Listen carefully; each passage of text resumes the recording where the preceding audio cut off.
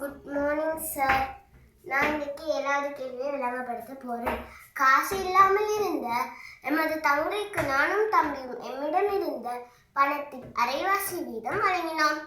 தற்போதைய நிலையில் எங்கள் மூவரில் அதிக பணத்தொகை வைத்திருப்பவர் யார் என்று கேட்டுச்சு. இப்ப நாங்கள் ஒரு பெருமானத்தை போட்டு பார்ப்போம். என்னிடம் 200 ரூபாவாகவும் தம்பிகிட்ட 100 ரூபாவாகவும் இருந்தால் 200 ரூபால அரைவாசி 100, தம்பி கிட்ட 100 ரூபா இருக்கு. அப்ப 100 ரூபால அரைவாசி 50. அப்ப நான் தங்கச்சி கிட்ட 100 ரூபா கொடுப்பேன், தம்பி 50 ரூபாய் கொடுப்பாங்க. இப்ப தங்கச்சி கிட்ட 150 ரூபாய் இருக்கு. தற்போது இப்ப என்கிட்ட தற்போது இருக்கிற பணத்தொகை 100 ரூபாய். தற்போது தம்பியிடம் இருக்கிற பணத்தொகை 50 ரூபாய். இப்ப எங்களோட மூவரிலையும் தங்கைகிட்ட தான் கூடிய பணத்தொகை இருக்கு. அப்ப விடை தங்கை. தேங்க்யூ.